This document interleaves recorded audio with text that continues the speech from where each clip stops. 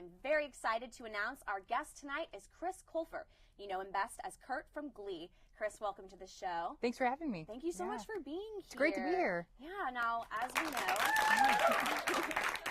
It's great to be around people my own age for a change. I know, seriously. Well, you're the youngest member of the Glee cast. Yes, I'm the show embryo. Yes, that's me. Yeah. Well, now I know we're most interested in hearing about the show, but as I said before we got started, the beginning is always a good place to start things off. So, first and foremost, do you consider yourself an actor or a singer?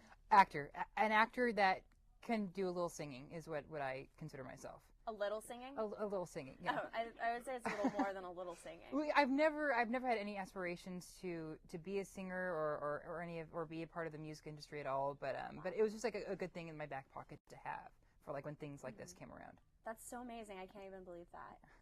So you got your start as an actor, then as a theater kid. Did you always know that you wanted to be an actor? Pretty much since I was in kindergarten, I think. I think when I was growing up, my older cousin kind of brainwashed me into telling me that you were nothing unless you were famous.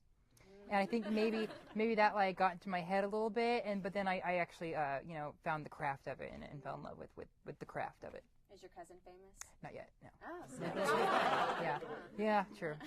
I hope they're not watching this. What were some of your like earliest endeavors in the theater as a kid? Do you remember your first show? I do. It was Guys and Dolls, Mickey Cox, 4th grade, Mickey Cox Elementary School. Horrible elementary school name, by the way. And none of us got like the joke. None of us got it until we were like in junior high. And we're like, oh God, that's a horrible name. I was Lieutenant Brannigan in Guys and Dolls Junior at Mickey Cox Elementary School. Oh, I was about to say, like, I can't believe it. It's hard to believe you would do Guys and Dolls, the regular version. Yeah, that'd be a little risky. So, that's really amazing. And then from that, you went on to do a lot of high school theater as well. Yes. And you're also a speech and debate kid from. Yes, I am. I'm a champion, actually. Wow. Yeah. I was a big speech and debate kid myself. Really? What events did you do? I did humorous interpretation, dramatic, and duet. Nice. Right. I did all the acting stuff. Yes, as did I. I wanted to do the debate stuff, but I just like arguing with people. I never had like any data to back me up. I just was like, you're wrong. Well, there are a lot of debaters that give it away. Yes. It's just that, Yeah. So, how did you manage to balance doing that and theater? And from what I gather, you did a lot of other things in high school too. Yes, I was one of those kids that was involved in absolutely everything, but like had no friends and like no one respected him whatsoever. That was me. But before I did like high school shows, I was really involved in like community theater, and that's where I pretty much got all my training and experience from. But like in high school, I was involved in I was the president of the Writers Club, which was horrible because I was the only member of the Writers Club. I was in Destination Imagination. I was the captain of the Destination Imagination team. Don't know why. Don't know how I got involved. I just remember that as part of it. Speech and debate. Was very active in speech and debate. Drama. I was actually in the FFA, which stands for the Future Farmers of America. I know that too. I'm a Texas girl, so okay, right, great. I never got one of those fancy jackets with like the big badge, FFA badge, but I mean. What did you raise in FFA? I didn't. I didn't want to take chemistry for obvious reasons. So I took a AP Environmental Science class as a substitute, and that's it. It's like automatically like qualified me as an FFA member. So it sounds like from your personal experiences, you're a little bit of a Rachel Berry. Huh? Yeah, absolutely, yes. If I could relate to anyone in the show, I'm probably the male version of Rachel Berry. Absolutely.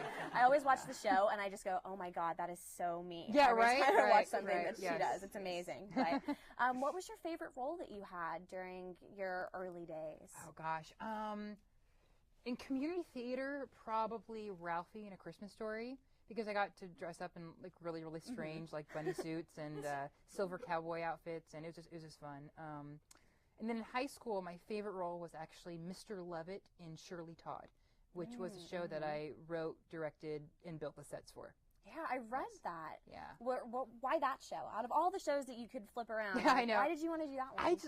I loved Sweeney Todd, and I think Sweeney Todd is just so like funny in itself that it almost spoofs itself, but like it was I think really I just wanted an excuse to sing The Worst Pies in London because I hit all those notes and all that, so I just wrote a show around it. That's awesome. Yeah. But you kept all the original music. Yes, all the original music and pretty much the same story except for a judge. It was the Queen of England. Yeah, and it's set in modern day punk rock England. Wow. Yeah, I kind of wish I could see that. Yeah, it was an experience. So what are some of your other favorite musicals as such a theater and music loving kid? Okay, Wicked, absolutely. Wicked is the first thing I ever saw. It was my first, like, really, like, strange obsession. Like, I should probably have been on medication, like, obsession. Rent, loved Rent. I can't think of them all. They're all great. Mm-hmm. So you went from being a high school kid with, a passion for theater and musicals. Were you doing like mainstream major auditioning at the same time too? Yes. It was very strange because no one believed me that I was actually doing it because Clovis is where I grew up. Clovis is very far away from, And that's outside of Fresno, right? Yes, right outside of Fresno. It's about like a 4-hour drive from here. I actually had a friend of a friend that was an agent here. And they kind of, did a little blackmailing and said, hey, just, send them out, once or twice a month. And they did. And that started my freshman year of high school. Wow. And I continued that until my senior year with absolutely no luck. And then at the very end of, actually right before I started my first semester of college in Fresno is when I got the audition for Glee. And people at your high school, they didn't believe that you were doing all these things? No, absolutely not. I would say, I have an audition for That's So Raven tomorrow. And they'd be like, yeah. So So then you have this audition that comes your way for Glee. And had you heard anything about this project that was floating around out there yet? No. When did it first come onto your radar? It was I'll never forget it. I was actually practicing Sai, these swords that that I practiced. I don't know why. But it's fun. And I was in the living room breaking like objects accidentally by twirling them. And my mom said, "Oh, you have an audition, for Glee." And I was like, "Oh, what's Glee?" And she said, "Well, it's this thing from Ryan Murphy," and that was like Ryan Murphy because I was a huge Nip Tuck fan. Mm-hmm. So I was really excited about that. But I was never like really, I wasn't living here, so I didn't like hear the buzz about this project coming up or any of that. But was just happy to get the audition. But you knew it was about like a group of theater kids? Yes, and that's what was so appealing to the project because it was about kids, exactly the type of kids that I was, with like music from Guys and Dolls and things that I was so familiar with.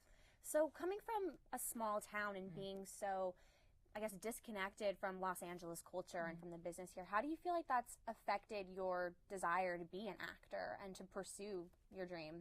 I don't know if the whole Los Angeles aspect has ever really played a part in it, but I knew I definitely wanted to get out of that town because it was very small, lots of small-minded people, and it's probably what first drew me to just wanting to act in general. Yeah. Just being able to take on a new experience and new environments that aren't small town. Yeah, actually growing up, my little sister was always very, very ill in and out of the hospital, and I think that's probably why I started acting to begin with, because it's the escape of it. You're able to pretend to be someone else, and you get to pretend to be in another world for so long, and as growing up, that was great. That's really cool. And did you always know that you wanted to do film, or all your experiences were in theater, but right. It seems like Broadway and Hollywood are such completely different worlds. different dimensions. And for you, especially with that voice of yours, did you ever think you would just fly across, leave it all behind for good, and go to New York and pursue the stage? I certainly daydreamed about it a lot. I don't think I could be brave enough to fly across the country to try and make it in New York. But I think I started out, I think my kindergarten, like, what do you want to be when you grow up? I'll say, like, movie star, I think is what they say. So I definitely have always wanted to be film and television. That's been my main goal. But, Broadway is like, it's kind of like how stand-up is for a comedian. Like, you always have to go back to it because, just that the instant reaction with the audience and be able to, like, test the audience and, find out what works with them, it's great. It is a good feeling because, in cinema, you don't get to see how someone's reacting. You don't get the intake of breath when something crazy happens. No, on you don't get the stage instant reaction. laughter. You have to wait a couple weeks for whatever you did to air. Yeah, it's a good feeling. Yes.